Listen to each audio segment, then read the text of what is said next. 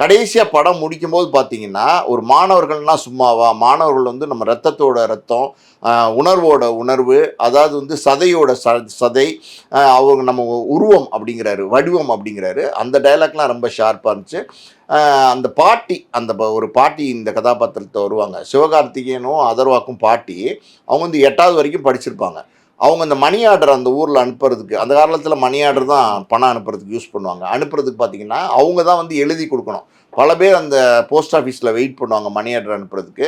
இந்த பாட்டி எழுத வருவாங்க. பார்த்தீங்கன்னா அந்த மணி ஆர்டர் ஃபார்ம் இருக்குல்ல, அது வந்து ஹிந்தியில் இருக்கும், முழுக்க முழுக்க ஹிந்தியில் இருக்கும். அந்த பாட்டி சொல்லுவாங்க, இது என்ன ஏதோ ஒரு இதில் இருக்குது, நீங்கள் மாற்றி கொடுத்துட்டீங்க போல் ஃபார்ம் அப்படின்னா, இல்லை பாட்டி இதுதான் ஹிந்தியில் தான் இப்போ இருக்குது அப்படின்னு சொல்லும்போது, அவங்க அந்த பாட்டு கேட்பாங்க அந்த போஸ்ட் ஆஃபீஸில் ஒர்க் பண்ணுறவங்ககிட்ட, நீங்கள் எழுதி கொடுங்களேன் அப்படின்னு கேட்பாங்க. எங்களுக்கும் படிக்க தெரிஞ்சால் படிச்சிட மாட்டோமா அப்படின்னும் போது, ஒரு ஒரு தெரியாத மொழி, நம்ம வந்து நம்மளுடைய தாய்மொழியை தவிர்த்து இன்னொரு மொழின்னும் போது, அது அந்த மொழியை படிக்காதவங்க எவ்வளோ சிரமப்படுவாங்க, அந்த மொழி நமக்கு தேவையா அப்படிங்கிறதை வந்து ரொம்ப அழுத்தமாக சொல்லியிருக்காங்க. அந்த இடத்துல பாட்டி ஒரு டைலாக் சொல்லுவாங்க, அதாவது நான் 8வது படிச்சிருந்தாலும் என்னை வந்து தற்கூரி ஆக்கிட்டாங்க அப்படின்வாங்க.